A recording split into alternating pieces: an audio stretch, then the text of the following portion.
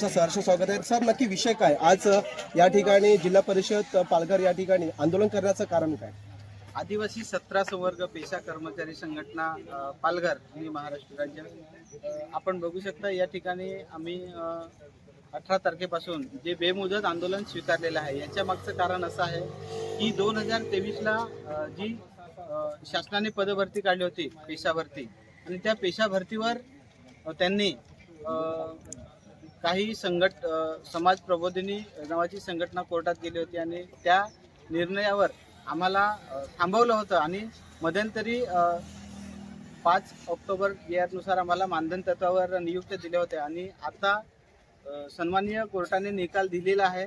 11 तारखेला प्रशासनाने त्याच्यावर शासनाने GR निर्गमित केला असून जवळपास 8 ते 9 दिवसांचा कालावधी उलटलेला आहे. तरीसुद्धा संबंधित डिपार्टमेंटकडून 17 संवर्ग जे आहेत त्याची कोणतीही कार्यवाही किंवा कोणत्याच प्रवर्गाला नियुक्ती दिली गेली नसल्याने या सर्व उमेदवारांमध्ये तीव्र नाराजी आणि नैराश्याचे वातावरण आहे. आणि एक भीती आहे की मागच्यासारखी पुनरावृत्ती ह्यावेळेस होऊ नये, आणि म्हणून आम्ही सन्माननीय आताच आपले पालघर जिल्ह्याचे लाडके नेतृत्व सन्माननीय खासदार यांच्या मार्गदर्शनाखाली गेलो होतो सन्माननीय CO साहेबांची भेट घ्यायला.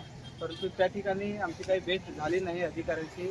आज विभागीय आयुक्त आल्याने त्या संबंधी भेट झाली नाही. परंतु असं कळत आहे की प्रशासन, जिल्हा प्रशासन सर्व हे सकारात्मक आहे. आजच्या आज या उमेदवारांना कशा ऑर्डर्स दिल्या जातील त्या पद्धतीने कळत आहे, सकारात्मक आहे. समजा एखादा जर तुमच्या ज्या मागण्या आहेत त्या शासन दरबारी जर पूर्ण झाल्या नाही तर तुमची पुढील भूमिका काय असणार आहे? आमची तर भूमिका आम्ही या ठिकाणी स्पष्ट केलेली आहे. एकच मागणी आहे, फक्त या जेवढे कर्मचारी आहेत या कर्मचाऱ्यांना तात्काळ कायमस्वरूपी ऑर्डर मिळावी ही एकमेव मागणी आहे. मात्र जर असं होत नसेल तर मग ज्या पद्धतीने सुप्रीम कोर्टाच्या माध्यमातून आम्हाला लढता येईल तर आम्ही शासनाच्या विरुद्ध लढू. पण सध्या तरी तसं काही होणार नाही. आतापर्यंत आपण पेशा भरतीबाबत शासनाची जी भूमिका आहे ती खरं तर सुस्पष्ट आणि चांगल्या पद्धतीची राहिलेली आहे आणि त्याला साजेशी जोड प्रशासनाने सुद्धा दिली होती.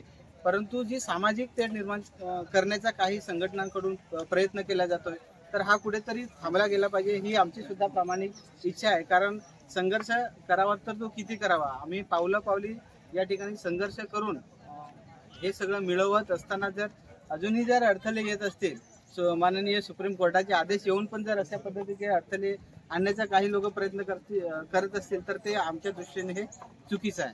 नक्कीच या ठिकाणी आपल्याला पाहायला भेटतंय की योग्य तो न्याय या ठिकाणी प्रशासनाच्या वतीने मिळेल का, आणि या ठिकाणी उन्हातानामध्ये उपस्थित असलेला हा पूर्ण प्रवर्ग यांना योग्य तो यांच्या मागण्या पूर्ण होतील का याकडे आपल्या सर्वांचं लक्ष असणार आहे.